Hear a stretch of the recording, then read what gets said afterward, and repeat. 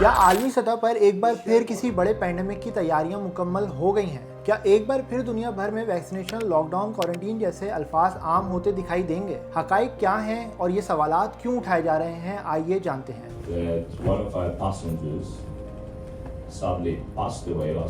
यकम अप्रैल 2026 को अर्जेंटीना से एक समुद्री जहाज रवाना हुआ। इस जहाज में 23 ममालिक के तकरीबन 150 लोग मौजूद थे।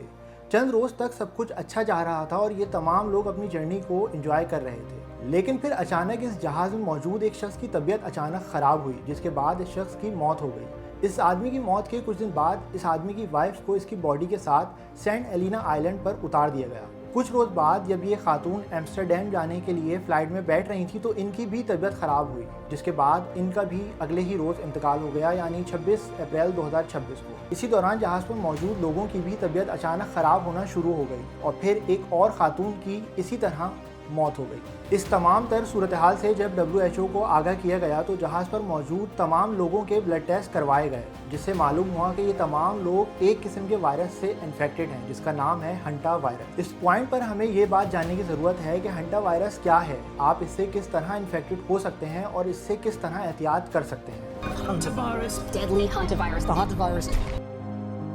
हंटा वायरस तकरीबन 50 to 60 ईयर्स पुराना वायरस है।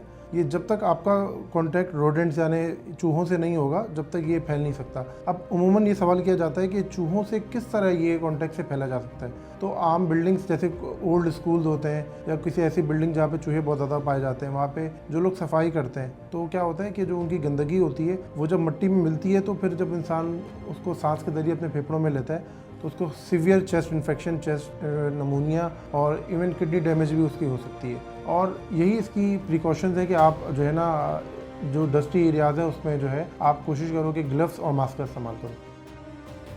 अब बात करते हैं उन सवालों की कि क्या वाकई हंटा वायरस एक नए पैंडेमिक की अलामत है या नहीं। मुस्तकबिल में क्या होने जा रहा है और क्या होगा इसका इल्म हमें नहीं, लेकिन हंटा वायरस को कोरोना वायरस से क्यों कंपेयर किया जा रहा है, इसकी वजह मौजूदा आलमी सूरत हाल है, जहां पेट्रोलियम मसनूआत की कीमतें आसमान से बातें कर रही हैं और इसका बोझ दुनिया के हर मुल्क पर आ रहा है और कई मुल्कों में स्मार्ट लॉकडाउन भी लगाया जा चुका है ताकि पेट्रोल की डिमांड को कम करके प्राइस को काबू किया जा सके। ठीक इसी बीच इस वायरस की खबरों का गर्दिश करना लोगों के लिए तशवीश का बायस बन रहा है। मगर ये बात भी सच है कि हंटा वायरस कोरोना वायरस से काफ़ी मुख्तलिफ है। इसका किसी इंसान के जरिए इन्फेक्ट होने का रेशो भी बहुत कम है और अगर आप चूहों के कॉन्टैक्ट में ना आए तो भी इस वायरस से महफूज रह सकते हैं।